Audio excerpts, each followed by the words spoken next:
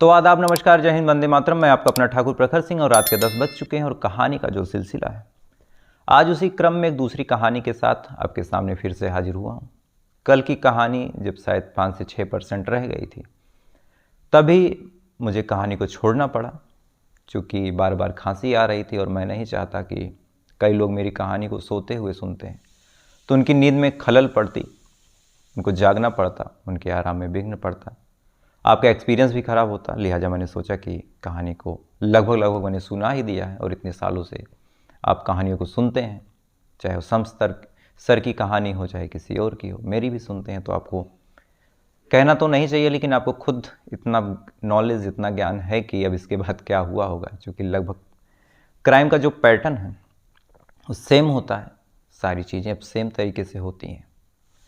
लेकिन इसके उलट आज की जो कहानी है, इस कहानी में जो क्राइम का पैटर्न है, जो कत्ल करने वाले का तरीका है, जो जो चीज़ें होती हैं, शायद ऐसी चीज़ आपने अपनी पूरी ज़िंदगी में नहीं सुनी होगी।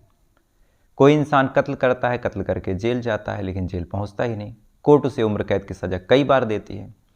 हर बार वो जेल जाता है लेकिन जेल के अंदर पहला कदम रखने से पहले वहाँ से निकल जाता है, फिर कत्ल करता है। हर बार वो पुलिस के हत्थे चढ़ता है, हर बार पुलिस के हत्थे से वो गायब हो जाता है।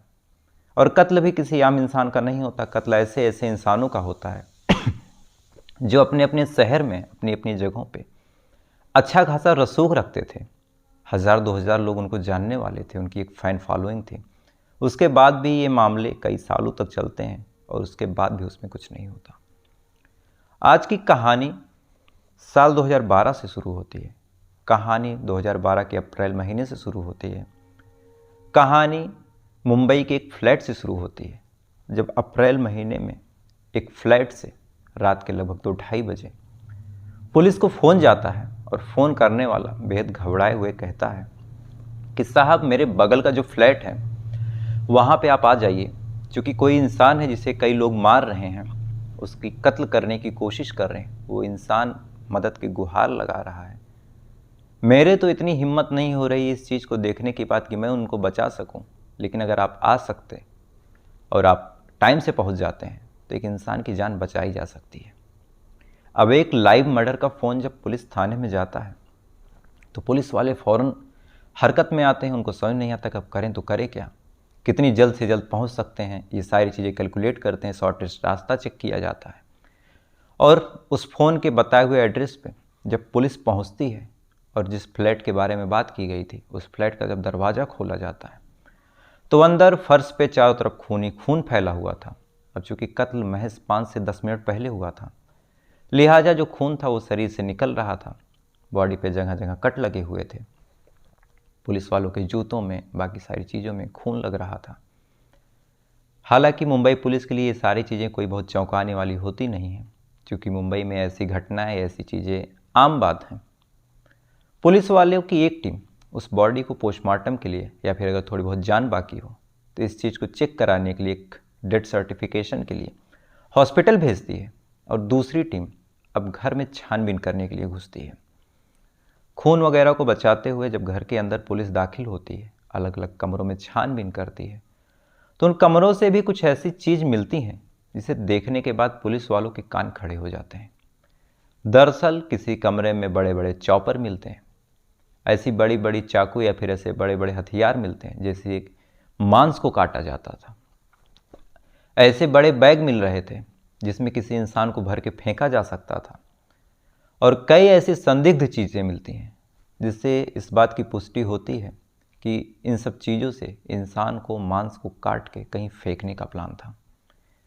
अब ऐसी चीज़ देखने के बाद पुलिस वालों को लगता है कि हो ना हो ये मामला बड़ा गंभीर है, क्योंकि जिस फ्लैट से फ़ोन आया था वो फ्लैट भी बेहद पॉश इलाके में था। जिस पर्टिकुलर बिल्डिंग की ये बात हो रही थी और जिस कमरे की बात हो रही थी, वो कमरा भी मानो देखने से ही किसी करोड़पति का लग रहा था।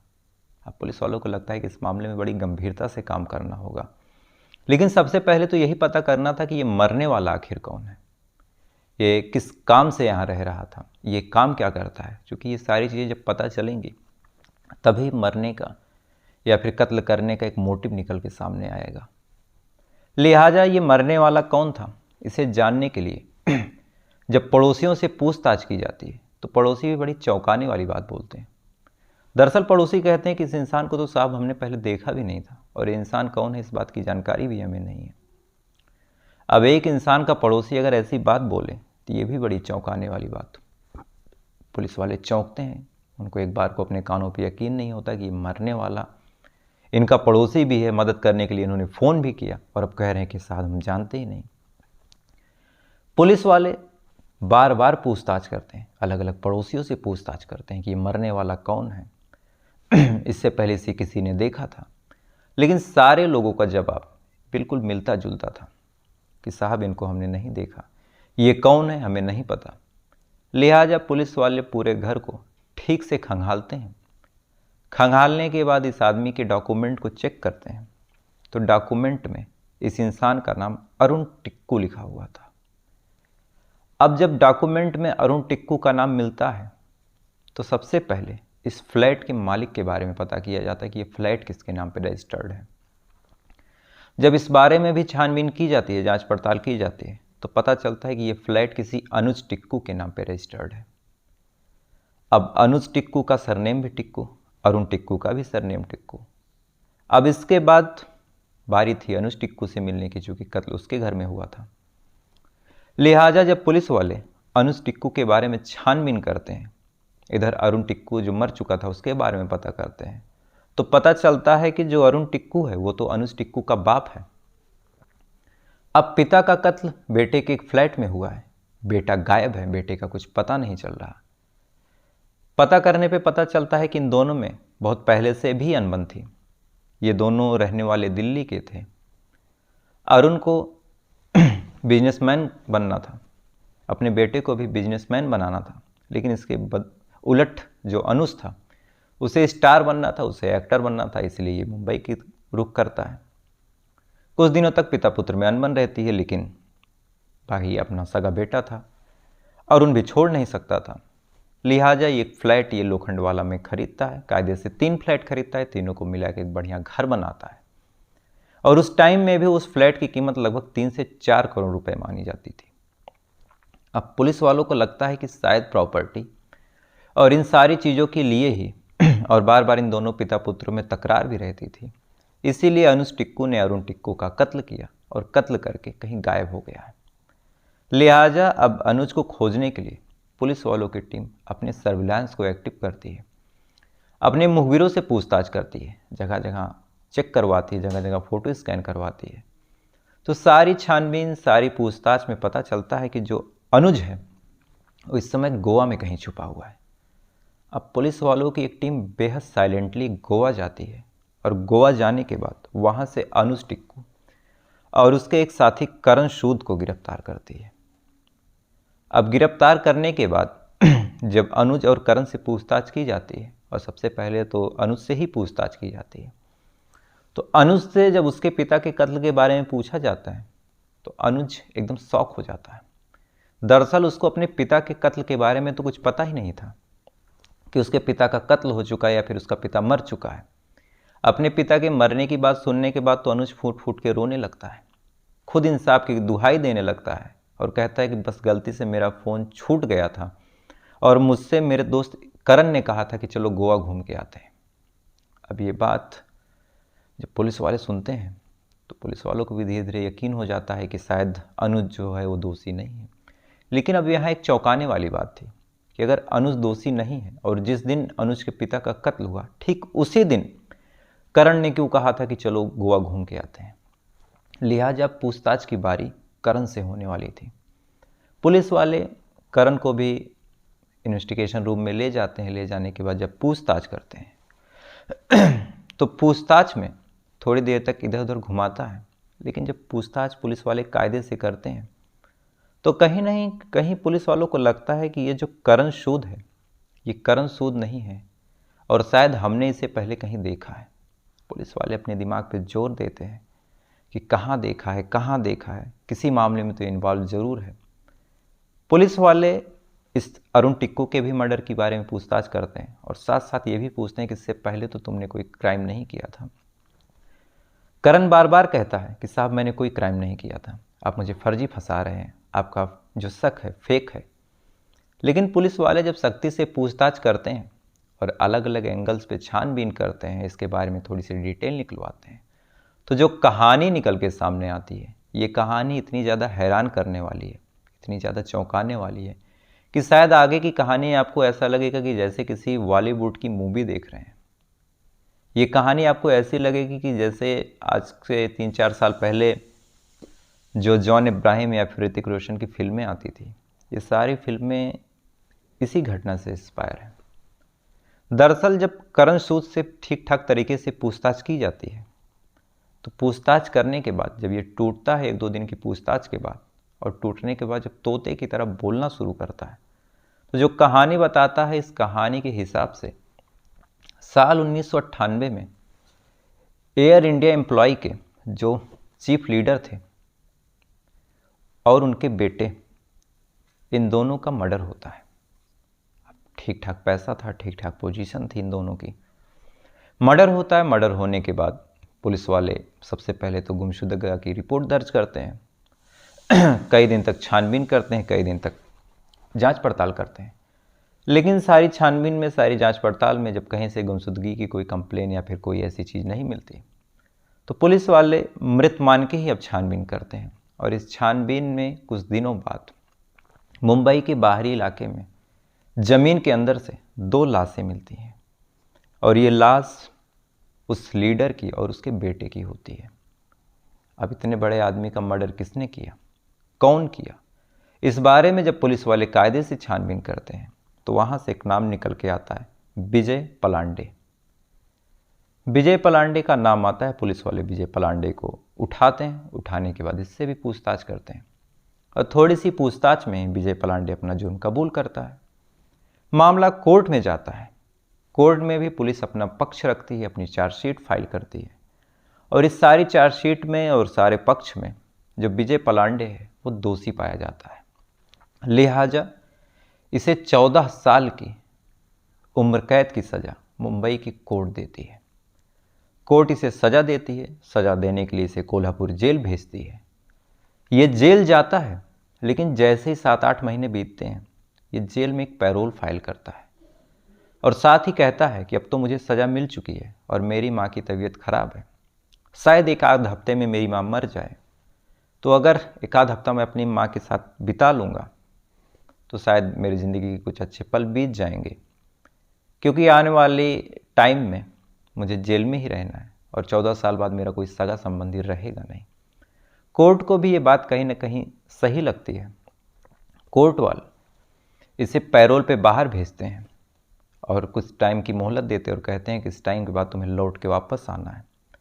बाकायदा कागज़ पत्र का काम पूरा होता है, ये बाहर आता है, लेकिन बाहर आने के बाद ये कभी लौट के जेल नहीं जाता। बाहर आने के बाद ये सीधा सीधा भागता है बैंकॉक। बैंकॉक में ये अपना, कायदे से पहले ये मुंबई में ही अपना एक दूसरा नाम रखता है, किरण कानू राणा। किरण नाम से ये कुछ दिन रहता है। रहने के 7-8 महीने बाद ही ये अपना बिजनेस स्टार्ट करता है। बिजनेस स्टार्ट करने के बाद ये फॉरेन में भी कुछ डील करता है। बाकायदा अपना किरण नाम से पासपोर्ट बनवाता है। पासपोर्ट बनवाने के बाद ये बैंकॉक जाता है और बैंकॉक में एक बड़े गैंगस्टर के संपर्क में आता है। संपर्क में आने के बाद इसका काम बड़ा सिंपल सा था कि मुंबई के जितने भी राइजिंग स्टार हैं, जो अभी ठीक ठाक तरीके से कमा रहे हैं, जिनका फेम तो ज़्यादा नहीं है लेकिन पैसे इनके पास ठीक ठाक हैं, ऐसे लोगों की लिस्ट बना के इस गैंगस्टर को देना था, और गैंगस्टर उसे एक्सटॉर्शन मनी लेता, उससे धमकी देता, पैसे लेता, और इस पैसे में कुछ हिस्सा किरण का भी होता। बैंकॉक में ये चुपचाप रहता है, वहाँ पे ये सारे काम करवाता रहता है, लेकिन ये हमेशा के लिए बैंकॉक में रह नहीं सकता था। बार बार इसे मुंबई आना पड़ता, बार बार बैंकॉक जाना पड़ता। लिहाजा इसे लगता है कि क्यों ना कुछ ऐसा किया जाए जिससे कभी एयरपोर्ट पे चेकिंग वगैरह लगे तो मैं फंसूँ ना। तो ये फिर से जाता है। जाने के बाद बैंकॉक में अपनी प्लास्टिक सर्जरी करवाता है। नाम तो इसका पहले ही बदल चुका था। एक नई पहचान के साथ ये मुंबई आता है। मुंबई आने के बाद इसे एक लड़की मिलती है। लड़की पंजाब से मुंबई आई थी। आने के बाद उसके बड़े बड़े सपने थे। और कहीं ना कहीं इन दोनों का जो स्वभाव था एक जैसा था। लड़की का नाम सिमरन सूद था, देखने में बेहद खूबसूरत, मानो छू दो तो दाग लग जाए। सिमरन के सपने इतने महत्वाकांक्षी थे कि सिमरन को जल्द से जल्द ढेर सारा पैसा कमाना था, ढेर सारा नाम कमाना था। इधर उम्र भी निकली जा रही थी, घर वालों से नाराज होके आई थी, घर को छोड़ के आई थी तो घर भी नहीं जा सकती थी। पैसे इसके पास थे नहीं, इसे किसी भी हाल में पैसा कमाना था।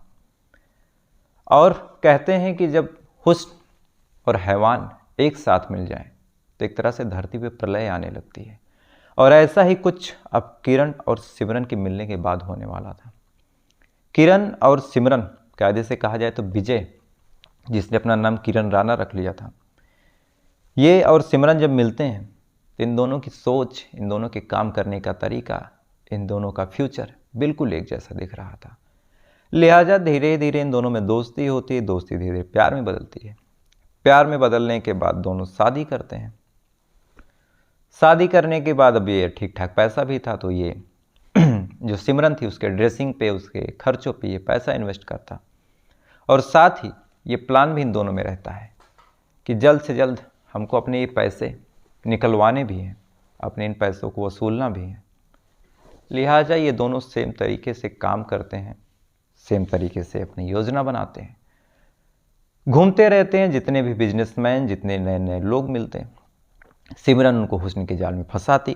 बाद में विजय और सिमरन मिलकर ब्लैकमेल करते, लूटपाट करते, वहाँ से गायब हो जाते। 1998-99 से गायब हुआ था, धीरे धीरे साल 2007 आ जाता है। और इत्तेफाक की बात देखिए कि साल 2007 में ये दोनों जब मुंबई की सड़कों पे घूम रहे थे, इसी बीच जिस लीडर का कत्ल इन्होंने, कायदे से कहा जाए तो खाली विजय ने 1998 में किया था, उसकी बेटी उसी सड़क पे घूम रही थी। बेटी की नज़र जब पड़ती है विजय पलांडे पे तो बेटी को लगता है कि इसे तो कायदे से जेल में होना चाहिए था, ये बाहर कैसे घूम रहा है। बेटी बाकायदा कुछ देर तक उसे फॉलो करती है, आइडेंटिफाई करती है। उसके बाद भाग के सीधा पुलिस थाने जाती है। जाने के बाद कहती है कि जो विजय पलांडे था, जो मेरे पिता के कत्ल के जुर्म में जेल में था, वो इस समय बाहर घूम रहा है। पुलिस वालों को लगता है कि ये किस तरह का मजाक है, जो आदमी जेल में बंद हो जाएगा, जिसे सज़ा मिल चुकी है, जेल से बाहर कैसे आ सकता है। पुलिस वाले कंफर्म करने के लिए उस जेल से जब कांटेक्ट करते हैं तो पता चलता है कि वो तो 1998 से गायब ही है, अभी तक लौट के आया ही नहीं। पुलिस वाले इस लड़की के बताए हुए पते पे जाते हैं जहाँ पे उसे आखिरी बार देखा गया था। छानबीन करते हैं, छानबीन करने के बाद उठाते हैं, उठाने के बाद गिरफ्तार करते हैं, फिर से कोर्ट में लेके जाते हैं। और कोर्ट में जाते ही जो विजय पलांडे था वो एक अर्जी लगा देता है। अर्जी लगाते हुए कहता है कि साहब मैं तो 1998 से अपनी सज़ा काट रहा हूँ, आज साल 2007 है, लगभग 9 साल की सज़ा काट चुका हूँ, इसलिए आप मुझे ज़मानत दे दीजिए, चूँकि आधे से ज़्यादा सज़ा मैंने काट ली है और इस बीच जेल में मेरा कोई ऐसा गलत रिकॉर्ड नहीं रहा। अब ये बात जब विजय पलांडे बोलता है तो जेल वालों को अपनी इज्जत बचानी थी। जेल वाले इस बात को बताते ही नहीं कि जो विजय पलांडे है वो तो गायब ही था। जेल वाले भी विजय पलांडे की हाँ में हाँ मिलाते और कहते हैं कि हाँ साहब, जब से ये जेल में आया है, आज 2007 आ चुका है, इसका कोई भी काम ऐसा नहीं है जिससे इस बात की पुष्टि हो सके कि ये सुधरा नहीं है। ये 2007 तक पूरी तरह सुधर गया है और इसे जमानत दे दी जाए। पुलिस वाले अपनी छवि को बचाने के लिए इस आरोपी को खुद जमानत दिलवा देते हैं और एक बार फिर ये बाहर आ जाता है। बाहर आने के बाद अब इसका प्लान था कि नए नए लोगों को जो पैसे कमाते हैं उनको फंसाना।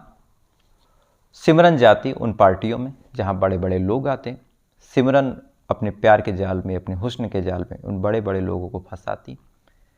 फंसाने के बाद बाकायदा उनसे पैसे ऐंठते, सारी चीज़ें होती। और इसी बीच साल 2012 में जो सिमरन है उसकी मुलाकात होती है अनुज टिक्कू से। सिमरन देखने में बेहद खूबसूरत, अनुज टिक्कू उसकी तरफ अट्रैक्ट होता है, दोनों में धीरे धीरे दोस्ती होती है, दोनों में प्यार होता है। प्यार होने के बाद चूँकि सिमरन का प्लान शुरू से फिक्स था और इसी प्लान के तहत ये अनुज से कहती है कि तुमको मेरे भाई से मिलना चाहिए, मेरा भाई एक बड़ा बिजनेसमैन है, कुछ बिजनेस वगैरह करता है, तुम्हारे साथ कुछ पैसे वगैरह लगाएगा, तुम्हारी कहानी को, तुम्हारे एक्ट्रेस बनने को प्रमोट करेगा। अब ये बात जब अनुज सुनता है तो अनुज भी बेहद खुश होता है। खुश होने के बाद पूछता है कि कौन है तुम्हारा भाई। तो ये विजय पलांडे को ही करण सूद नाम से मिलवाती है।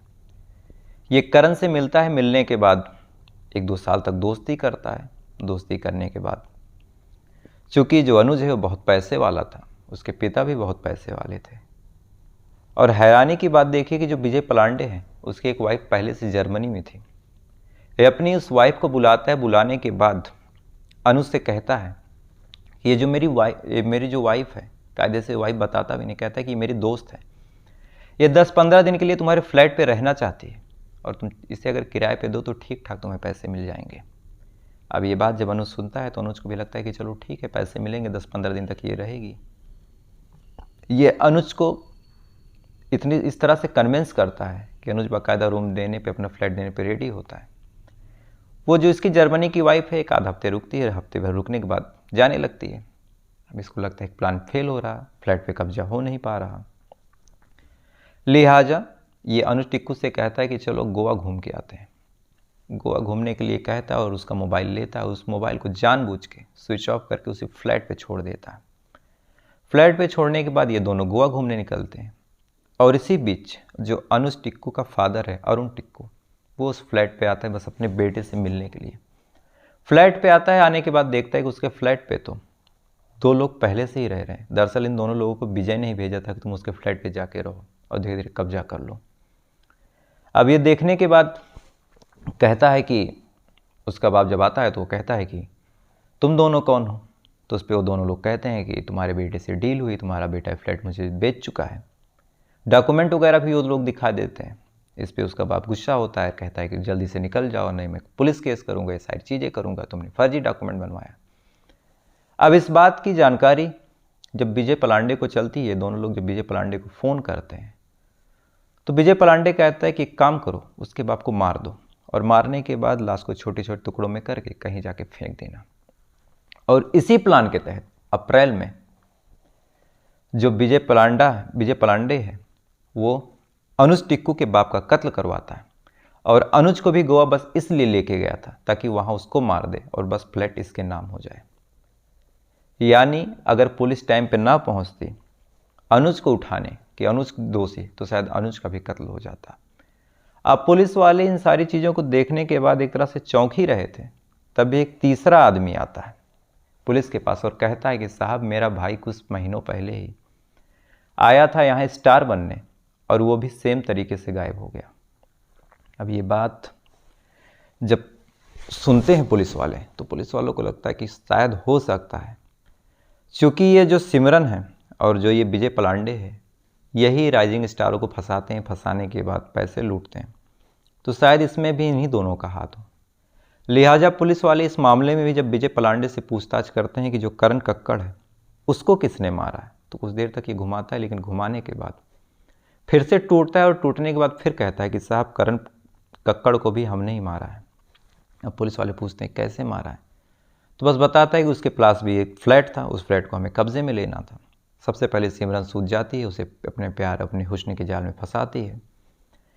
फिर उसे किसी सुनसान जगह पे बुलाते हैं। बुलाने के बाद साइन वगैरह पहले से करा लेते हैं और फिर ये सारे लोग मिल के जो करण कक्कड़ है उसे भी मारते हैं, छोटे छोटे टुकड़ों में दफना देते हैं। अब एक तरह से 2 मर्डर पहले, तीसरा करण कक्कड़, चौथा अरुण टिक्कू और अगर थोड़ी सी देरी होती तो 5वां अनुज टिक्कू। ये 5 कत्ल हो सकते थे, इसमें से 4 कत्ल हो भी गए।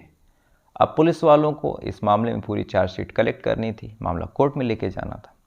पुलिस वाले एक वैन में जैसे ही बैठा के इसको ले जाते हैं, 3 घंटे के अंदर विजय पलांडे फिर से गायब हो जाता है। यानी एक बार 1998 में ये भागा, दूसरी बार 2007 में भागा, 2012 में फिर भाग गया। तब तक डिजिटल मीडिया इन सारी चीज़ों का ज़माना भी था। ये बात जब सुर्खियों में आई तो एक तरह से पुलिस की इस तरह भद्द पिटी कि पुलिस वालों को लगा कि अब अगर इस बार चूक हुई तो शायद पूरी ज़िंदगी का एक कलंक हो जाएगा। लिहाजा पुलिस वाले अपनी मुखबिरों को फिर से एक्टिव करते हैं। इधर जो विजय पलांडे है उसके प्लान के हिसाब से वो अपने एक दोस्त से पैसे लेके बस बैंकॉक निकलने ही वाला था। लेकिन उससे पहले चर्च गेट के पास उसे गिरफ्तार फिर से करते हैं।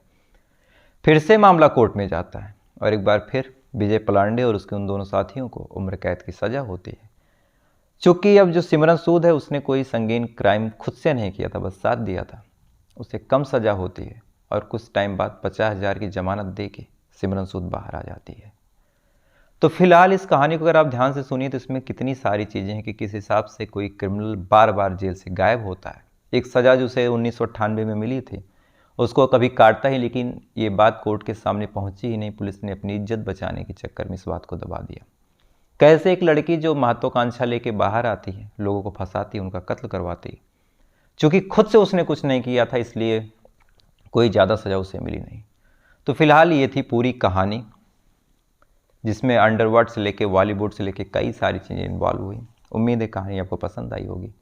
पसंद आई हो तो वीडियो को लाइक करके अपना प्यार दीजिएगा। और एक दो दिन से मैं लोगों के कमेंट नहीं पढ़ पा रहा हूँ, क्योंकि मेरी अपनी कुछ अभी मजबूरी एक दो दिन तक रहेगी, लेकिन फिर भी आपसे यही अनुरोध है कि आप कमेंट जरूर कीजिएगा। तो आपसे कल फिर मुलाकात होगी किसी दूसरी कहानी के साथ। तब तक अच्छे रहिएगा, खुश रहिएगा। जय हिंद, वंदे मातरम।